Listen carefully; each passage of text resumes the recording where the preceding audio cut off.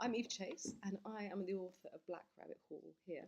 And I'm coming to you from Oxford in England. And this is my book, and I wrote it in my little writing studio at the bottom of the garden here. It's a tiny little space, but I hope perfect for dreaming up big ones. I've got three children, obviously fantasised about a boot room, but I don't have one of those. I don't live in a manor house and wasn't brought up in one either. I've always been fascinated by them. And it started as a child, of course, through books. I was the kid that lived in the local library. Libraries made a massive difference to my childhood.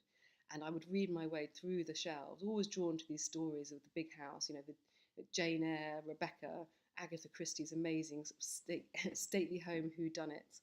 And of course, Virginia Andrews, who wrote the sort of ultimate sort of twisted Gothic family sagas that I devoured as a teenager. Now I'm older, I love to visit these houses and poke around them. Not so much the grand entrance, the glass cases, the brocade, but sort of I love seeing the little sort of cast off bits of detritus from old lives. An old tin bath, a broken child's pram. The old saucepans I find endlessly fascinating for some reason. And you can see photographs of many of the stuff on my Pinterest site actually. If you visit an old English country house, you invariably see a four-poster bed somewhere, and that four-poster bed will have had probably many people die in it, and the same people, being born in it. And I love that idea of that continuity. I think in a time when we're all so transient and sort of scattered to the wind, it's extraordinary to think that some people just live their entire lives in one house. um, and also love about those houses the way they sort of reveal their secrets accidentally. Perhaps above a piece of plasterboard you might see a scrawled bit of writing, a name, a bit of graffiti. It could be marking a secret love affair, or maybe it's just a child writing something about their mean, strict nanny. Who knows?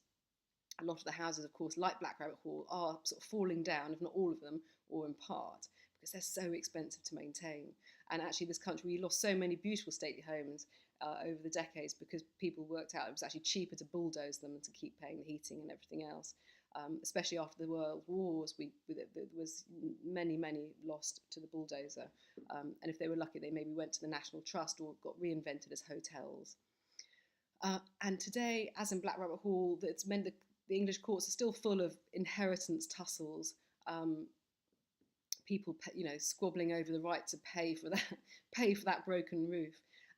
Often they involve a stepmother figure or second or third wife, someone who's come along and upset the old order and upset the traditional route of the father handing on the estate to his eldest son and to his eldest daughter if he has no sons. The old order doesn't like change. Partly because of all these amazing sort of political and dynamic tussles within the family, these houses create enormous spaces, I think, for families to go sort of spectacularly wrong, which is why they're such a gift for a writer. To misquote Tolstoy, if unhappy families are all unhappy in their own particular way, maybe the landed gentry just have a certain brand of grand unhappiness that makes for great fiction. Who knows? It certainly makes for great drama, as the writers of Downton Abbey know too well. I am a fan, obviously. I wasn't thinking of Downton when I wrote this. I was thinking very much about my house, Black Rabbit Hall, on a cliff top, 4 children, a dog. I had that image so clearly in my mind, and I really wanted to transport the reader to that.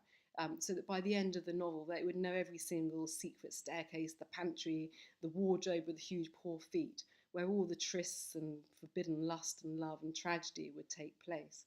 I set it in Cornwall because it's a place dear to my heart that I know well.